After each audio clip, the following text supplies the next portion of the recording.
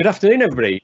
Welcome to this Schools History Project Understanding session, webinar series, Framing US History, the stories your textbook didn't teach you. Thank you ever so much for coming and joining us this afternoon. I know it's been really exciting to see how many schools have signed up to come along and learn a little bit more about 19th century US history, but also the impact that history has on the present day as well. My name is Alex Ford. I'm a Schools History Project Fellow and textbook author, and in a previous life I was also a history teacher as well. And I'm delighted to say I'm joined this afternoon by Leandra Neffin, and I'm going to let Leandra introduce herself to you now, so hopefully I'll put her image up here. There we go. Leandra. Okay, thank you, Alex. Uda wakambade, umaha wa ubadi, panka wa ubadi, umaha ijaje wiwitate, ambadagadi, wache ijaje wiwitate, Leandra, istashan de wa ubadi, wangi de weebdaha. So hello, everybody. What I said there was it's good to see everybody here. I'm glad to be a part of this. I am a Omaha woman and also belong to the Ponca tribe of Nebraska, so Omaha and Ponca. My Omaha name means, which is Ambadagadi, which means coming of a beautiful day. I belong to the Istashande clan, which is Thunder Clan. So I'm a Thunder Clan woman and I belong to the Sky people. So I thank you, Alex, and everybody else for welcoming here, and I look forward to the upcoming session. Weebdaha. Thank you. Thank you. Right, I'm just going to take you briefly through some aims that we have for this webinar series. It's been something that I've been thinking about for a couple of years now and working actively on for the last year, and I suppose there are several things that I hope you will get out of this, but also I want to put across through this as well. So first of all was to develop your understanding of US history beyond what many of you have studied, which is the GCSE 19th century American West units that many exam boards offer. So we're hopefully going to do that, and in doing that, maybe look at some of the areas, as we called this webinar series, where your textbooks have maybe missed out large chunks of the stories. And as one of the textbook authors, there are lots of things that I think if I wrote that textbook again now, I originally wrote it 5 years ago, if I wrote it again now, I would do things very differently. So we're going to have a look at maybe some of those elements over the course of this series. The second big aim, I suppose, is to think about preparing all of you for future historical study. I know it's been a really strange year and a half, 2 years, with COVID interrupting people's studies. Lots of you will be going on, I'm sure, to be studying studying history at A level, or maybe going on to study year 13 personal study and doing some of your own historical research, or maybe you're going on to study history at university. So part of this is going to be thinking about how does history actually work? How does it function? Let's get underneath some of the complexity of how history functions so that you can better do that as you move on in your historical studies. And of course, the big aims towards the end of this section here are about reframing some of the histories that we've been told, and in particular we're going to be reframing some of the Native American experiences of 19th century history and beyond as well. So hopefully that's what you've come here for. This first session we're calling Framing Pasts. And we're asking this big question: why do the ways that we construct history matter so much? And I think I want to use that word construct very particularly here, because we often have this notion, I think, when we're younger, and it's taught as history when we're younger, that historians somehow go out and they find pieces of a puzzle and reconstruct the past like a jigsaw, like what actually happened. And the reality is no historian has ever worked like that. Historians go out, they have questions they want to find out about the past, and they research that, and they look at source materials, they develop a range of evidence, and they build arguments about what they think happened in the past to the best of their knowledge. But the ways they go about that can really impact the kinds of stories, the kinds of historical narratives that they come up with. And what's really challenging when we start looking at things like 19th century US history is those narratives they tell can do a lot of damage if they're not very careful. And that's kind of what we want to look into as we go through today's session as well. Okay. So there's the background. Now, as part of your preparation for this session, I sent out a survey, and lots of you, thank you very much, completed that survey. As part of that survey, one of the things I asked you to do was have a look at some images and tell me how confident you would be to name these current issues in the United States today. And with this set of 4 images, people were pretty confident. 3 out of 4 or 4 out of 4 named correctly from everybody who completed that survey. So we've obviously got at the top left the murder of George Floyd and the Black Lives Matter protests underneath. On the right hand side, Stop Asian Hate campaign, and of course Trump's can I call it Trump's? I don't know if I can. I've done it anyway. Attack on the Capitol, the storming of the Capitol building after his loss of the election. And people were pretty confident. They knew these events, they knew these histories and current events as well. When I asked people to look at these images, however, there was a lot less confidence. And I think of the 4 images, most people said they knew none. A few people said had a go at the bottom right, and I think partly because it's got some banners in there that you can work some things out from.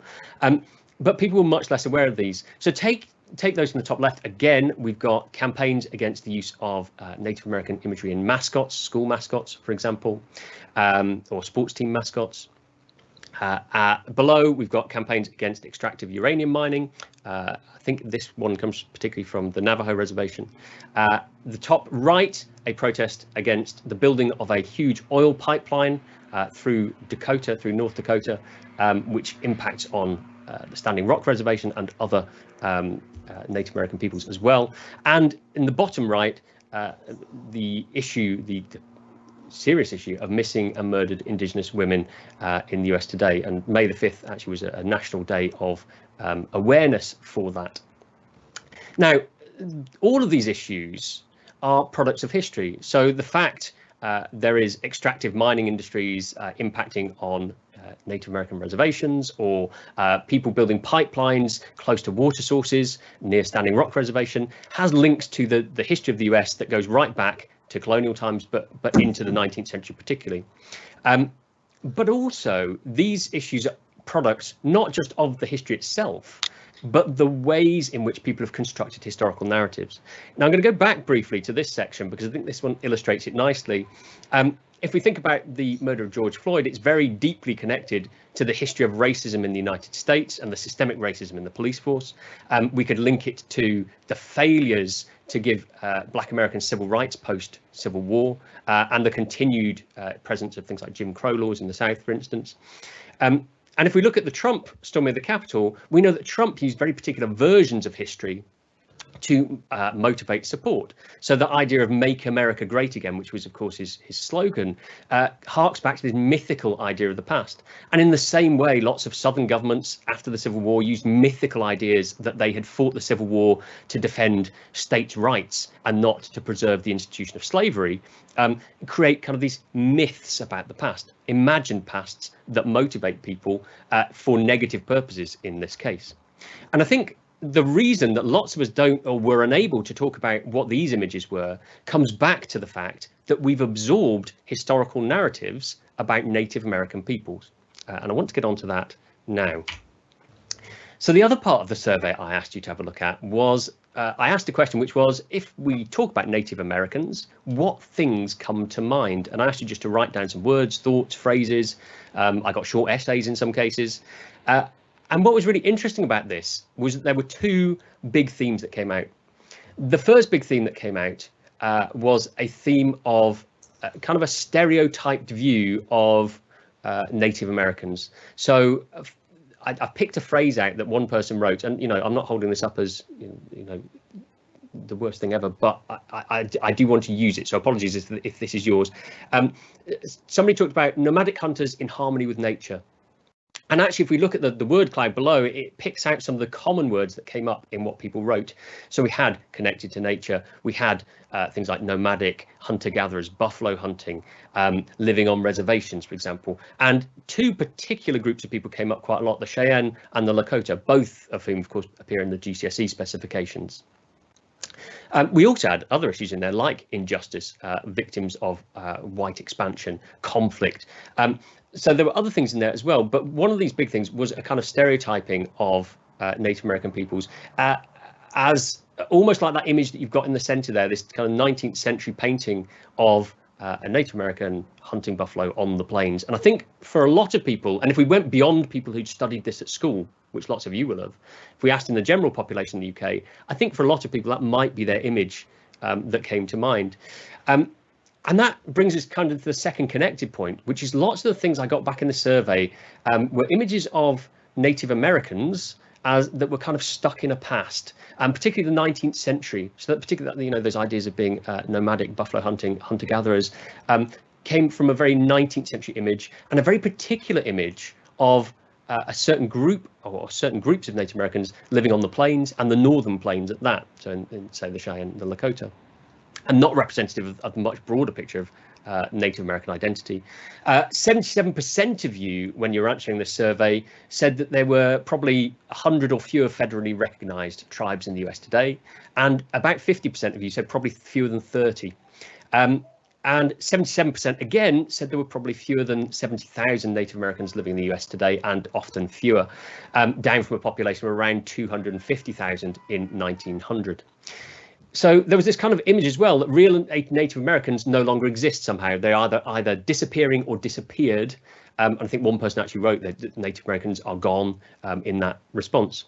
So we have these narratives that have been absorbed about Native Americans, and there are deep problems with this. And it's not just you. And I said, you know, this is kind of wider. If we look at how historians, if we look at how people in the UK refer to Native Americans, this comes from the British historian Neil Ferguson. He's talked about US history. And he says here in this article for The Guardian, you know, I think it's hard to make the case that somehow the world would have been better off if Europeans had stayed at home. We'll maybe come back to that a little bit later on. It doesn't work for North America. And then he says this: I'm sure the Apache and the Navajo, or Diné, as we'd probably prefer to say, had all sorts of admirable traits. In the absence of literacy, we don't know what they were. Now, there's so many problems with just that sentence, largely because it assumes that there are no people to go and ask about this. You know, of course, these cultures continue, these peoples exist still. So we absolutely do know lots about their culture, their history, and this idea of kind of disappearing, and as he talks about later, having made no contribution to the creation of America is problematic and just plain wrong, and actually quite deeply racist. But I'll let you dwell on that one a little bit later on. And then if we look broadly again in the US, we find similar issues. On the left-hand side there, you can see a little extract from Joe Biden's inauguration speech. And we talked a moment ago about Donald Trump using a mythical past to motivate people to make America great again. But actually here, Joe Biden is talking about, on his inauguration, we answered the call of history. We met the moment. Democracy and hope and truth and justice did not die on our watch, but thrived. America secured liberty at home and stood once again as a beacon to the world. Now, we haven't got time to pause here, but if you're watching this back on a recording, you'd like to pause me here, this would be a good point. What is the hidden historical narrative that is hidden in Biden's inaugural speech? Well, first of all, there's this idea and this historical narrative about the past of America being hopeful, truthful, and seeking justice. That somehow America's past is one that could be lionized, can be held up as a kind of example of truth and justice and all these things he talks about here. But of course, what's missing from all this is, of course, that big aspect there. Where's the colonialism? Where is the bit in which, in order to create a nation that is the United States, which you will know, lots of you from your GCSE, the US had to take lands from the indigenous populations that were already living here. And of course, that began even before there was a United States in colonial conquest of the lands of North America, in the continent of North America. So there is this kind of erasing of indigenous presence in Biden's speech there. It's an imagined past. And we see the same thing here. This is CNN anchor Rick Santorum, who very recently said, you know, there isn't much Native American culture in American culture, ignoring completely this idea, the fact that Native American people, of course, are still here, peoples are still here, and that there is good evidence to suggest that lots of the early constitution and the principles of the early constitution of the US were founded in things like the Iroquois Confederacy, influenced that significantly. And the top, again, this idea of the disappearance or the disappearing of Native American presence, we see here as well. These were exit polls from the US presidential election, and you can see them broken down by race, as CNN calls it here: white, Latino, black, Asian, and something else. And that's really fascinating, because clearly that refers to and encompasses Native American peoples. There's a recently released song by a Native American rap group.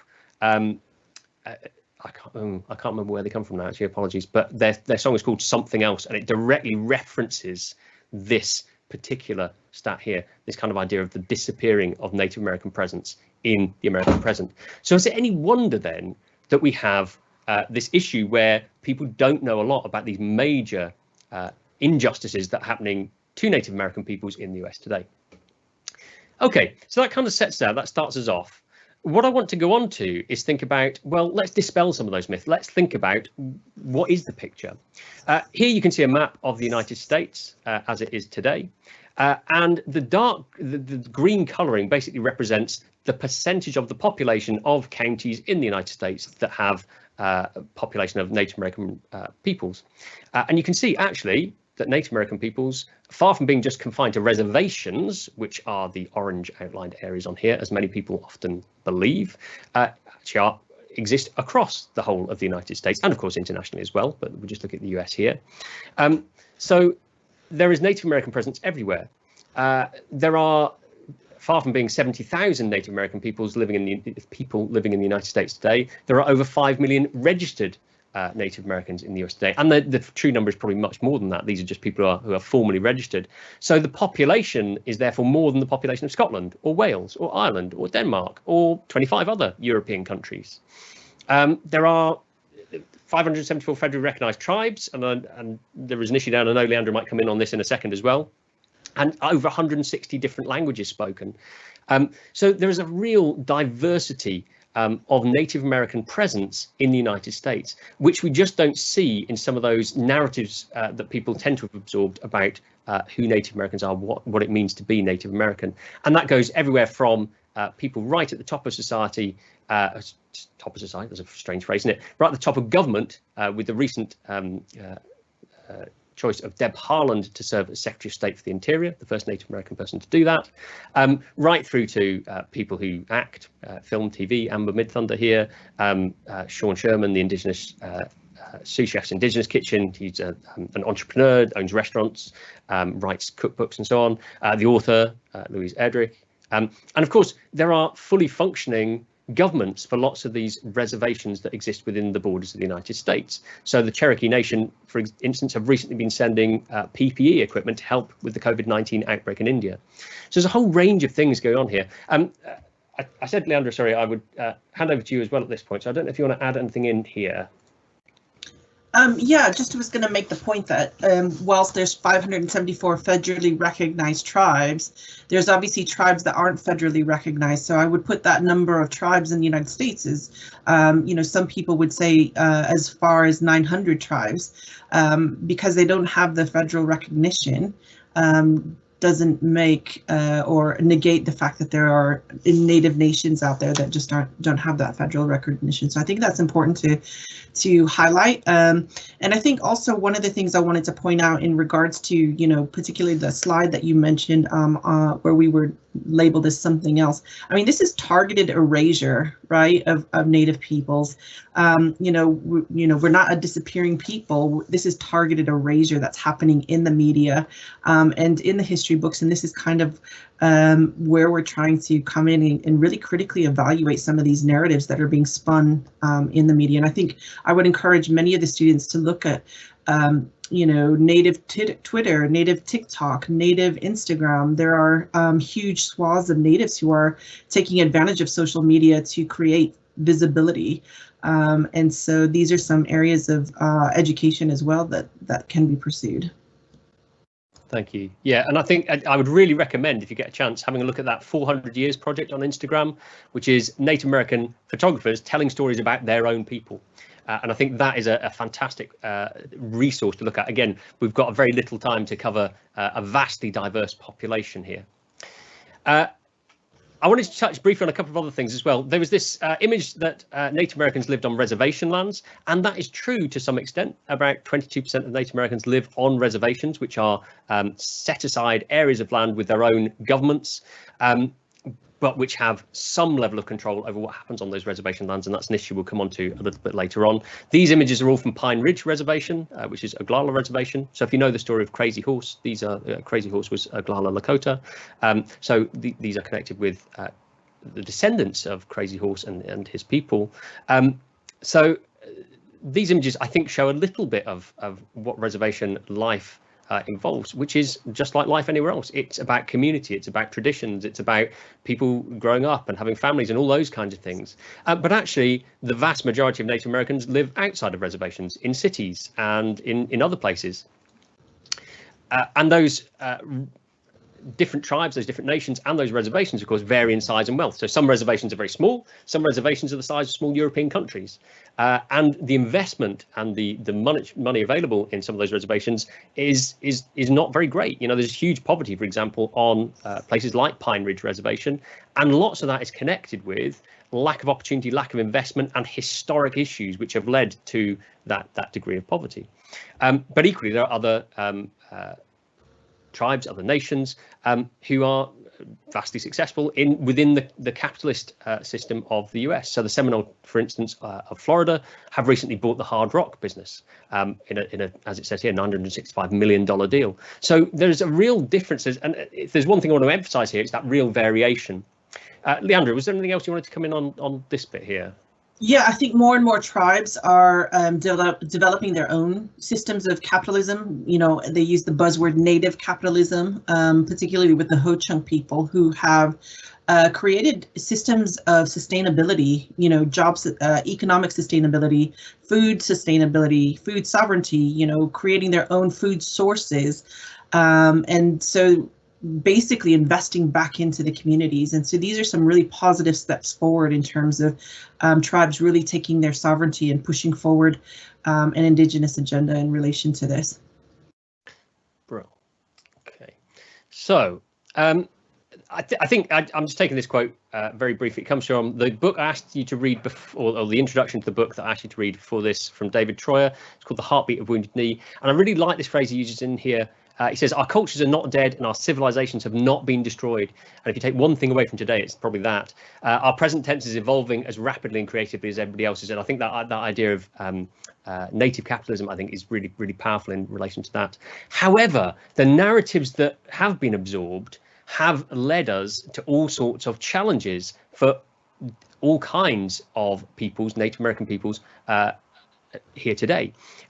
So we talked about ignorance of what it means to be Native American, the diversity of Native Americans, and that ignorance leads to all kinds of problems like racism and discrimination, fairly obviously, but also unequal access to rights. So the missing and murdered Indigenous women campaigns, which Leandra will talk about in a lot more depth in our third session, has roots very deeply in the fact that the police forces have been in the states who should be responsible for preventing people going missing, for finding people, for investigating murders, have not given equal access to justice to people, to Indigenous people.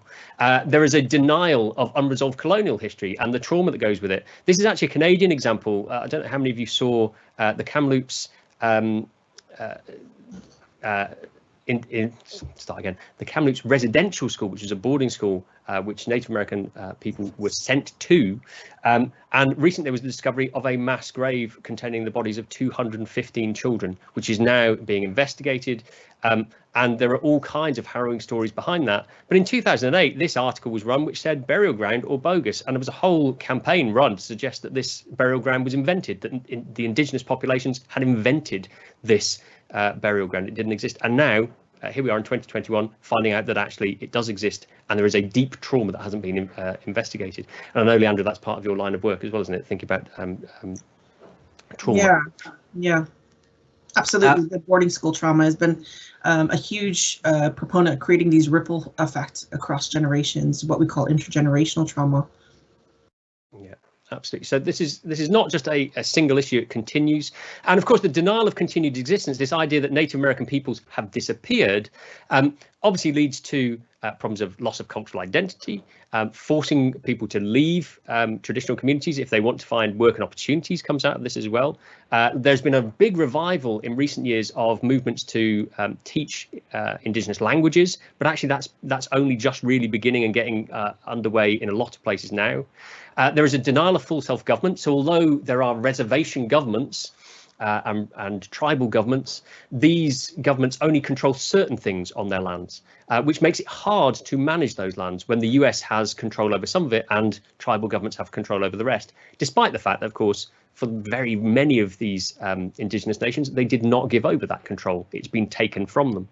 And of course, land issues are still not addressed. So things like the Standing Rock reservation protest we looked at briefly earlier, the building of the pipeline, first of all, the protest is happening because the pipeline crosses near Standing Rock Reservation and the oil pipeline is leaking, we know that already, and damaging water supplies and risking the livelihoods and lives of people and animals in Standing Rock. But equally, it crosses lands that were still part of the Oceti-Sakowin, so Lakota, Dakota, due to the Treaty of 1851, and which many of you will know as the Fort Laramie Treaty. That land was never given up. It was never ceded. So there are still these live issues. But if we have this belief that Native American peoples no longer exist, then those land issues don't need to go into court and be resolved. So there are huge problems by not dealing with some of that history. And I think this Eric Foner quote is really relevant here. Eric Foner is a historian who mainly writes actually about Reconstruction and the Civil War. And he talks about this. He says, the history we were taught could not have produced the present we were living in. And I think he's spot on with that.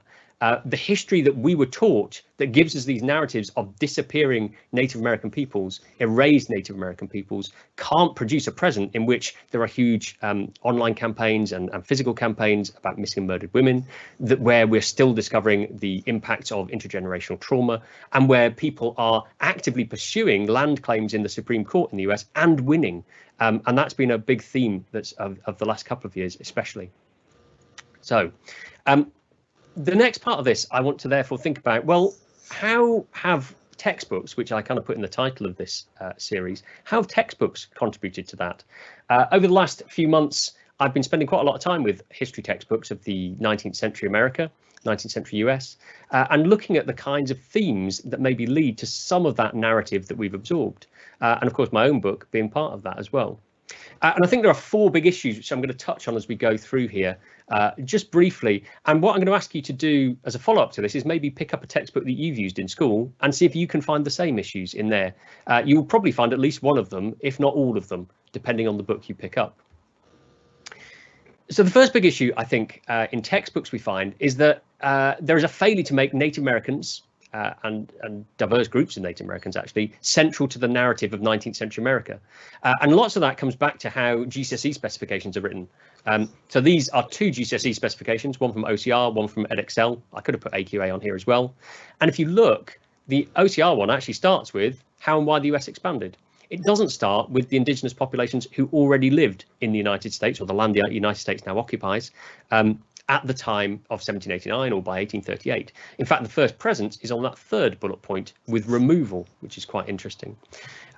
The same is true in other places as well. So we get a focus on the journeys of early migrants to California and Oregon, the Mormon settlement of Utah, and those things had a direct impact, of course, on Native American populations, but they aren't in the bullet point. And so their experience is taken out of this bit of the story. And then in other places we get, and you get the same down here with homesteaders living and farming on the plains, for instance. In fact, a lot of this orange stuff, it's a good little task to do again for yourselves. If we look in other places, Native Americans are put central to the stories, but they're put in a kind of problematic way. So in both of these specifications, we see conflict with Plains Indians, as they're called in here, and we get Little Crow's War, 1862, in both of these, Red Cloud's War, 1866 to 68, in both of these. And in this case, we are putting the leader, in this case, Little Crow, of a group of Dakota, in this case, as the kind of the cause of the war, by making the war named after him in this instance. In recent histories, it's much more common to see that referred to as the Dakota War, after the place rather than the tribe. And Red Cloud's War is the Bozeman War, for example, or the Powder River War. So actually framing it in this way creates other problems where Native Americans are problematically central to the narrative. The second big issue is around essentializing Native Americans, and it comes back to that idea of stereotyping, essentializing, suggesting that Native Americans are all one thing, or to be Native American, you have to be a particular thing. So this little extract on the left-hand side comes from a 1980s textbook on the American West, and it starts with this. I'm not going to read all of it because some of it is really problematic. When you hear the words North American Indians, as it puts in here, how do you picture them? A proud chief standing tall in his long feathered headdress, a brave warrior on bareback horse, galloping for his life and shooting arrows at buffalo and white men. Now, already, I hope some of you are wincing at this language. I'm not reading the next bit, but if you look at this bit below, I assumed when I first read this, they were going to go, clearly this would be wrong, and that's a problem. It actually goes on to say all of these ideas would be right. So it reinforces the stereotype, and then it goes on to a really problematic question. How did they come to be living in America? What a bizarre question to ask. I think it's really interesting that many textbooks begin with how did Native Americans end up in North America? i.e., let's have a look at how Native Americans migrated into the continent. So they become migrants like white settlers are migrants. But of course, those migrations are A, disputed by historians as to whether they even happened, and B, they happened tens of thousands of years ago, if we do believe that narrative. We don't start histories of the Second World War, I think, by asking, let's think about how Europeans came to be in Europe. We don't do out of Africa before we study the Second World War. So why do that in a textbook about 19th century America? The second thing, this comes from a teacher's YouTube video based on some textbooks. And in it, he talks about Sioux society. Now, again, we wouldn't really use the term Sioux. We'd probably prefer the Achetisakaway, but it depends to whom we're referring here. He talks about the Sioux in here as being systematically warlike. So the idea to be Native American, to be part of the Lakota or Dakota, you had to be systematically warlike, is a really problematic notion. And yet it's being put across here in a classroom. And that leads to other problems, like when he goes on to explain why there is conflict on the Great Plains, he says to explain why there was the Dakota Conflict in 1862, we need to identify the features of Dakota society, explain reasons for these features, and then explain why these features clashed with European immigrant values and led to conflict. i.e., and I'm hoping it's careless framing, but in this framing, we've got this idea that it's the fault of the Dakota themselves. The essential nature of the Dakota is at fault for the conflict. And that is a really, really troubling thing to have on, a teacher's YouTube video that's got thousands and thousands of views. The starting point, presumably, for this should be the fact that there were white colonists moving out into Native American-held lands of various different peoples, but in this case, the Dakota. So there are all sorts of problems when we start looking at that element. The third bit, and it links to this last point, is that idea of downplaying conquest and downplaying genocide. So I think any modern scholar of North America would have to accept that the establishment of the United States is the product of a conquest. It's the product of people going to a place and taking over lands either by force or by treaty, but those treaties not being done on an equal footing. So you extract land under duress, effectively. If we look at the textbook from 1986, and of course that results in an attempted genocide, and again we'll come on to that, but I don't think that's a particularly controversial thing to say, actually. If we look at this textbook from 1986, it talks first of all about there being frontiers existing, and it says that frontiers divided lands from known and unknown, settled and unsettled. Some frontiers were permanent, others were temporary. Others were pushed back as men and women explored and settled land that had been previously unknown. And then it links that idea of frontiers with the story of America and the American West. And it says that the American West is a story of a frontier being pushed west by the determination of ordinary men and women. It's an exciting story of courage and bravery. So in this version, that conquest of North America is seen as a positive. It's seen as the product of the heroics of effectively white European men and women. And it kind of has this underlying idea that the land was somehow empty and not inhabited by millions of indigenous people at this point. That idea that the frontier has been pushed out through empty space. So really, really problematic. It downplays that idea of conquest. And we see that in Biden's speech. We see that in a whole range of other places. And it's still there in this textbook from the mid-2000s. In here, it talks about, in section 1, you saw how harsh conditions on the plains could be. Thousands of settlers were just trying to make a living farming this land. And actually, again, framing them as settlers as opposed to colonists, I think is really interesting and problematic. It's certainly something I would change about some of the things I wrote in my own textbook. And that idea that they're just trying to make a living farming is really problematic, because actually, even if they were not actively involved in the attempted removal and deaths of Native Americans, they were aware of what was happening. They absolutely were aware of what was happening. And in the case of, I ran a series last summer looking at the story of Abigail Scott Duniway, who in 1852 crossed the plains with her family and went to Oregon. And her story is really interesting, partly because she goes on to be an advocate for women's voting rights. But actually, her father, when they get to Oregon, ends up fighting in what was known then, in another problematic framing, as the Yakima Indian War. And he murders Native American peoples. He goes there and then he murders Native American peoples. That's what happens. So this idea that they are just making a living farming, I think, is problematic. And then actually the activity asks students to invite other people from back home in England out, i.e. come and invite people to join in a really problematic conquest. I don't think that's a very good task to be setting, really. And then, of course, the fourth issue connects with something we've talked about a lot already, suggesting Native Americans no longer exist. And historians of this period often use this phrase, firsting and lasting. So that idea that when you talk about the first thing to happen in American history, you talk about something white people did, the first church, the first printing press, the first newspaper. And when you talk about the last things, you talk about things to do with indigenous populations, the last of the Mohicans, for example. And if we look at this chapter title at the end of this textbook, how did the USA destroy the Indian way of life? The question is kind of reinforcing, or the answer they're seeking to that question is reinforcing this idea that Native Americans no longer exist. How was it destroyed? I.e. it's gone. And it, of course, finishes, as many books do, with the massacre and the horrific massacre at Wounded Knee, and it deals with that as a massacre, which not all books do. But it literally is finishing on the death of people, the death of Native Americans, and kind of implying that this is the end of the story. And I think that is deeply, deeply problematic as well. So there are a whole range of problems, I think, in the textbooks that we have. I think it's worth thinking, therefore, about how do we get those problems. So we've said these narratives exist and they surround us all the time. We see them also in textbooks and educating people. If we want to think about how textbooks end up like that, then we need to think how they get created. And textbooks have a whole range of influences. They are clearly influenced by the purpose of the author. When somebody sets out to write a textbook, they've got a reason to do it. And part of that reason will, of course, be for GCSE textbooks to meet an exam board specification, but there'll be other motivations in there as well. And that will influence what they write. And you can see some quite different purposes if you pick up different textbooks.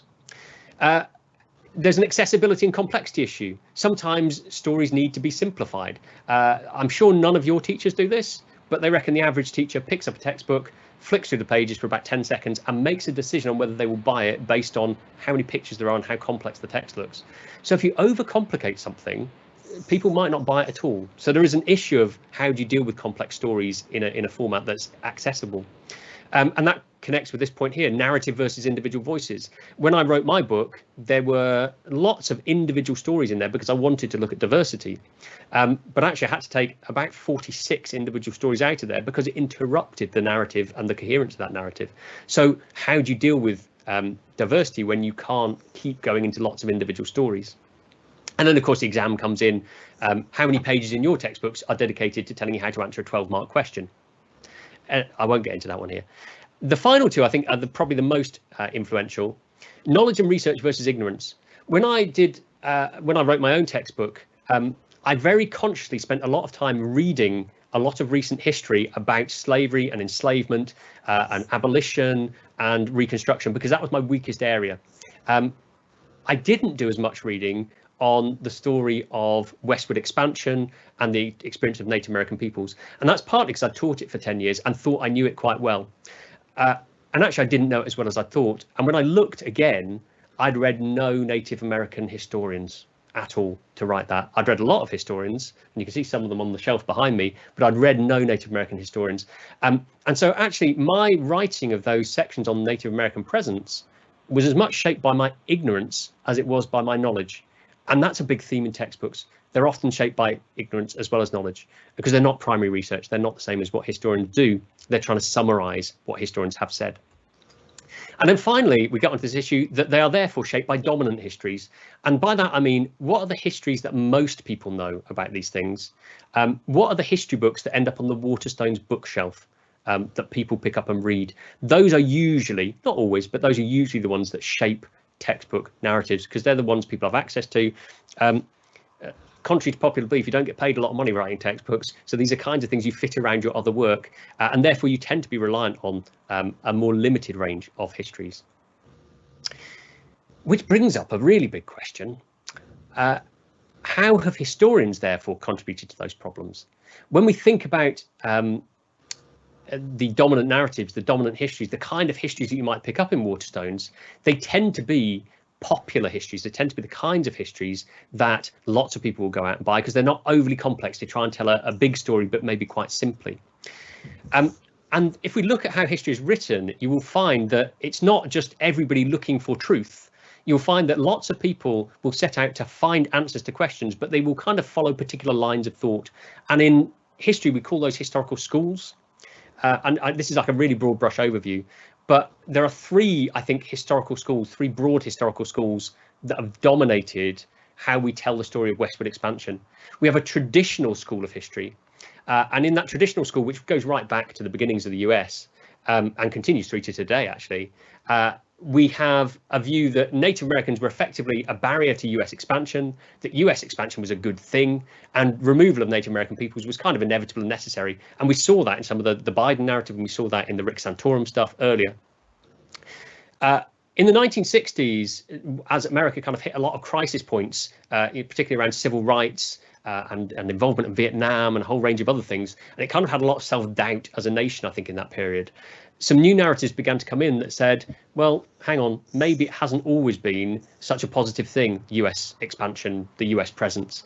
And in the 1960s, lots of revisionist historians changed that traditional narrative and said, hang on, this is not a story of a positive expansion. It's a story in which Native Americans are dispossessed of their lands. They're wiped out by an aggressive US state. A genocide effectively happens here. Now, that really fundamentally addresses one of the big problems with the traditional narrative, but it leaves in that other big problem we've talked about. It still ends with this note that Native American peoples no longer exist. And so that problem exists. And then in the 1980s, we get a whole new group of historians that come along and say, well, hang on, this argument about whether there's a genocide or not, or whether American expansion was positive or not, is a bit of a distraction. It's more complex than that. Let's look away from conquest and think about something else. And these historians, and I have to say, I was very influenced by this group of people when I wrote mine, and lots of the books you'll see on there are New Western histories.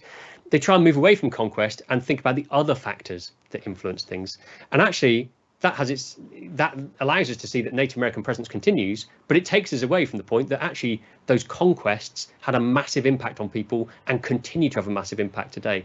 So all of these are problematic, and they're all dominated, actually, if you look at the historians who write them, by white male historians. Not all of them, but dominated by. So let's kind of have a look at those very briefly. As we go into, I'm just having a look at time because I know I'm going to run out of time if I'm not careful. That traditional view of Western history, I think you probably get the best example of that in a book like this one, Westwood Expansion. It's written by Ray Allen Billington in 1949, and it's based on his previous work and his own experiences of learning about US history. And Billington's basic argument was that traditional one, that US expansion was a positive thing, and that it was undertaken by groups of white European Americans who go out into a kind of wilderness, tame the wilderness and convert America into this useful, productive land. They tame the landscape and they shape the landscape into something brand new. As he says here, the hardworking farmer marching ever westward until the boundaries of the nation touch the Pacific, the expanding opportunity for the downtrodden. And you can hear lots of echoes of that idea, I think, in that 1980s textbook we saw.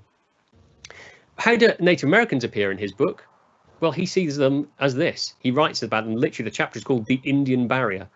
And he talks about Native Americans as being a barrier to white expansion, this positive expansion, a barrier needing removal, just like the landscape.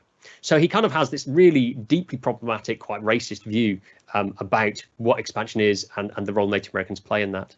And right at the end of that chapter, he adds to that other myth. He talks about the last page was written on the saga of Western warfare after effectively Wounded Knee. The two races would live forever in peace. At last, the restless pioneer could advance unmolested across the Great Plains. So this idea that Native Americans both cease to be a threat by the time we get to the end, and also they cease to exist by the time we get to the end effectively. So a really problematic view of US history. But Billington doesn't just pluck that out of nowhere. As we talked about before, historians all set out to find out answers to questions. I love this phrase from Chris Husbands, who was a history teacher. He talks about history being an active dialogue between ourselves in the present and the evidence that past has left behind. So Billington, when he sets out to ask questions about the past. And he goes and is shaped by things he knows already, and they shape the kinds of questions he asks. And he goes and looks at sources or relics from the past to find out answers to those questions. Those sources then become evidence, and he uses those sources as evidence to produce an argument, an interpretation about what he thinks happened. But for Billington, he is shaped, of course, not just by the questions he's asking, but the society he lives in. So historians' questions, the questions that they ask, are based on their own interests and beliefs, but they're also shaped by the wider culture. You know, 1949, Billington is writing at the end of the Second World War. The US has become this international superpower. The Cold War is beginning. He's seen a period where America has grown to this great industrial power. The US has grown to this great industrial power.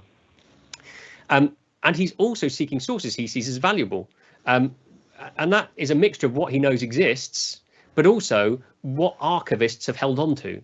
And of course, the archivists of early US expansion held on to predominantly white male sources, white male diaries, the journals of commanders of US forces, all those kinds of things. It took really till the 1960s until people started to find things written by women, and sources that were preserved from Native Americans were seriously limited because they weren't seen as valuable by people at the time.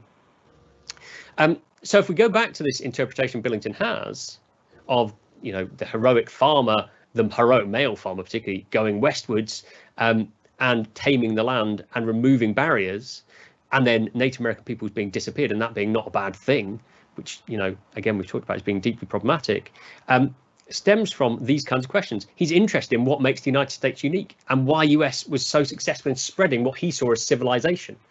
And he's, of course, the context of 1949 leads him maybe to some of those questions.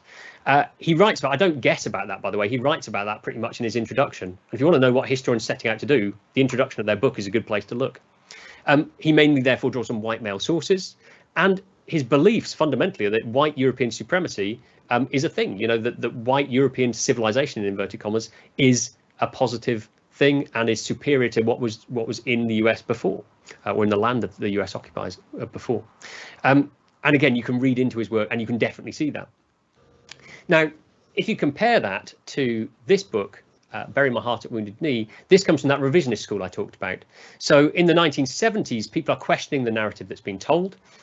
Bury My Heart at Wounded Knee by Dee Brown is probably the best-selling book on this period. It's been massively influential. I think in the UK, it's probably the most influential book on our understanding of 19th century US history.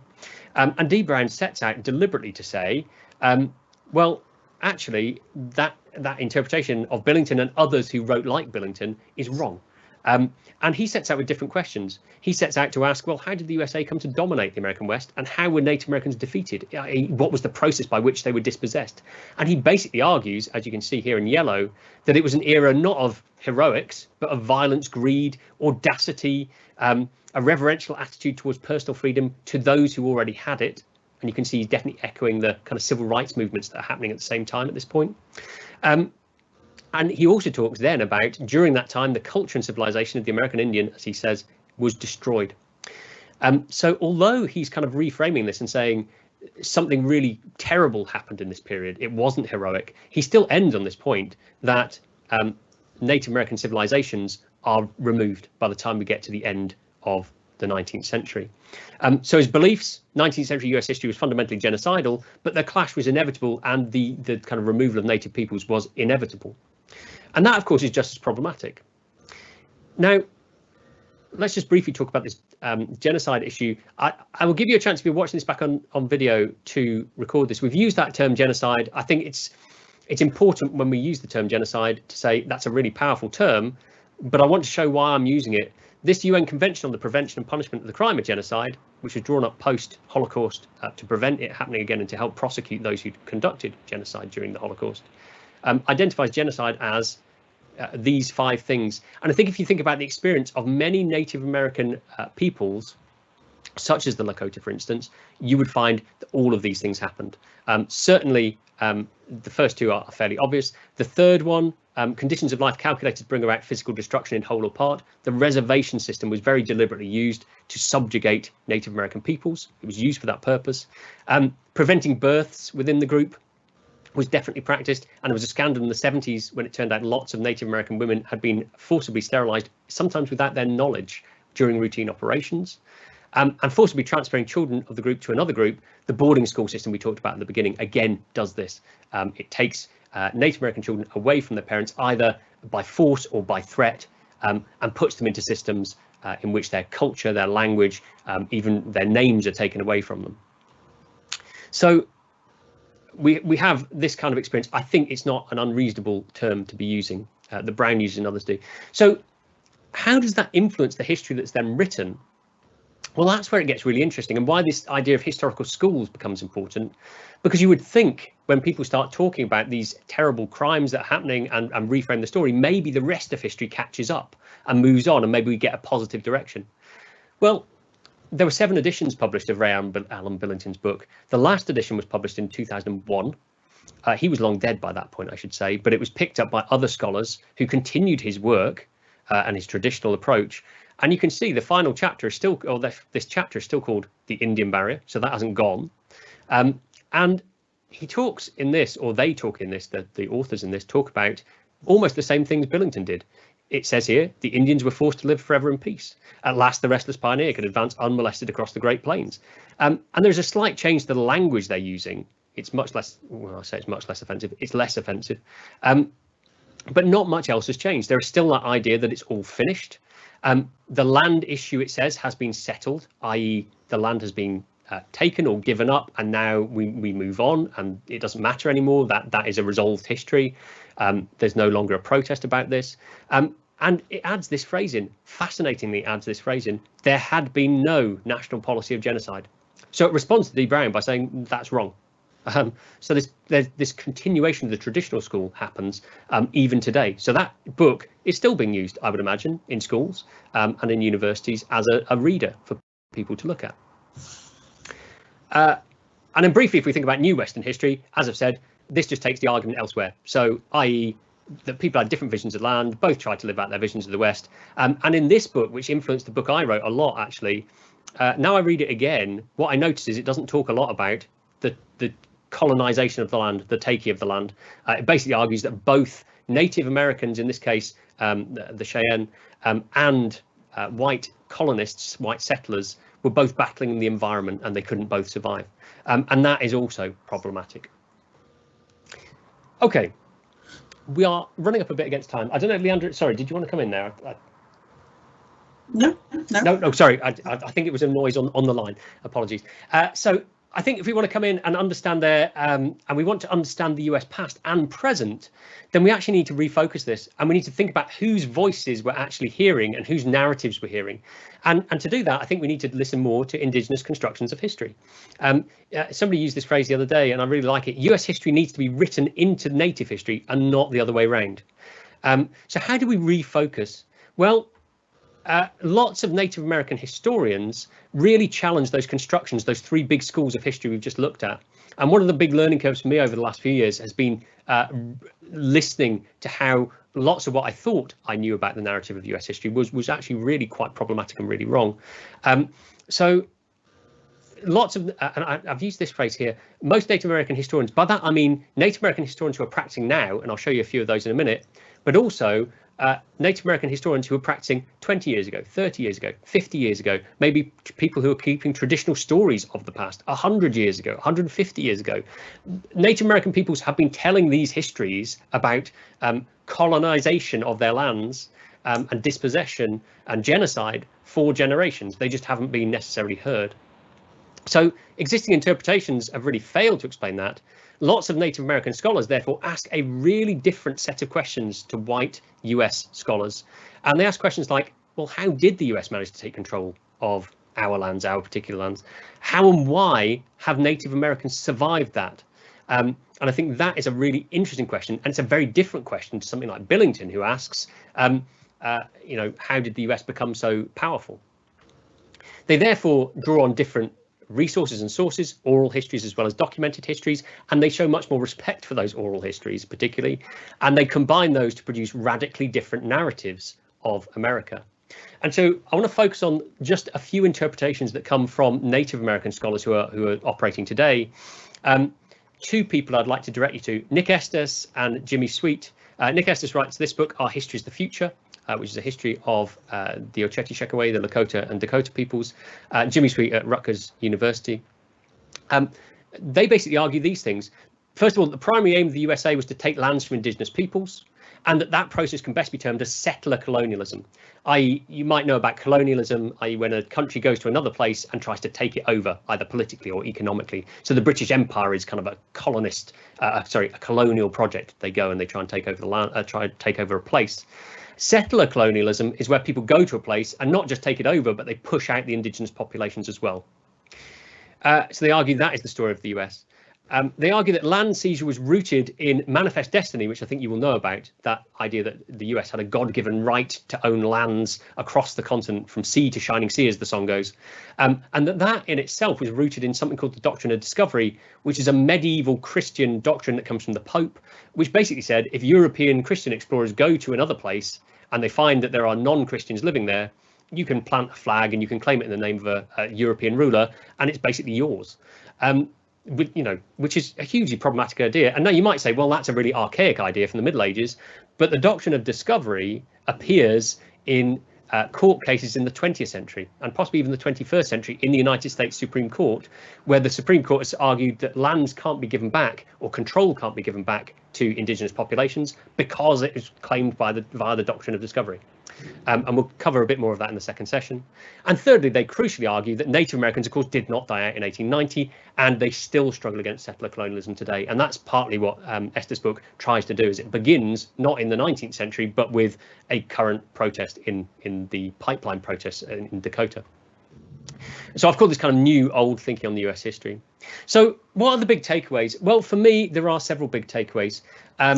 First of all, the way we frame the past really, really matters, because if we frame it badly, we silence and we hide continuing issues for Native American peoples today, and we downplay their ability to be recognised beyond the US. You know, this should be internationally recognised. Native American people still exist and seek international recognition, and it's really hard to get when they're classed as internal peoples, i.e. they don't exist separately from the United States. And of course, Native American nations don't accept that, but that's the international acceptance. It's a little bit like how, and this is a really rough parallel, but a little bit like how Scotland and Wales would see themselves as independent nations, but aren't independent from the UK fully.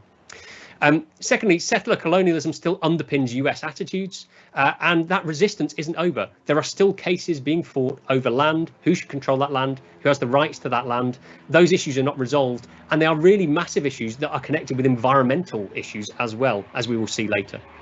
And of course, for millions of people, those issues, for millions of indigenous people, those issues of identity, land, colonization are still really intertwined in their present day lives.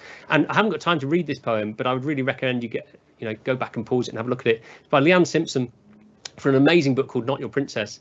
And she talks about how she escapes into indigenous decolonial space, indigenous freedom inside her, because that isn't necessarily available outside of that. And I think that's just such a powerful idea. So what happens when we reframe the story? What happens when we think about things differently? Well, that's the theme of our final two, or our next two seminars. The first one, we're going to look in a lot of detail at one particular group, the Oceti-Sakowee, who I said are the Lakota and Dakota peoples, and we're going to look at how they resisted and survived colonialism across that divide through the end of the 19th century and into the 20th century. how did they continue to exist, and how were they able to survive and maintain their culture, their identity, despite all the odds. And in the third and final session, we're going to be thinking about continuing pasts and lots of those present day issues. And Leandra will be talking to us a lot more about issues such as missing and murdered Indigenous women and girls, and how that has really deep roots in the colonial past as well. So I hope you're looking forward to that. I hope you can join us for that. If I would recommend one or two things to read, please pick up one of these books. If you do nothing else, if you never even join us again, pick up one of these two books. They will give you a brilliant overview. That's a thing telling me to stop talking. They will give you a brilliant overview of, and a flyover as well, of some of these issues, and really reframe that narrative that maybe you've absorbed. There is some follow-up work if you would like to do it in the packs that I've sent out to your teachers. Please do have a look over that. Like I said, there's no pressure to do any of it, but hopefully it'll be interesting. It'll help you consolidate some of the stuff that we've talked about today. I really do hope you can join us again for the next session. I'm going to just check. I don't think there's any Q&A, but I will. No, there aren't any questions. But if you want to put any questions through to us, please feel free to put them in next session, or your teachers can email them through to us. For now, I'm just going to say thank you ever so much for coming along. I hope this has been helpful. I hope this has been useful, and I will look forward to seeing you again virtually for the next session.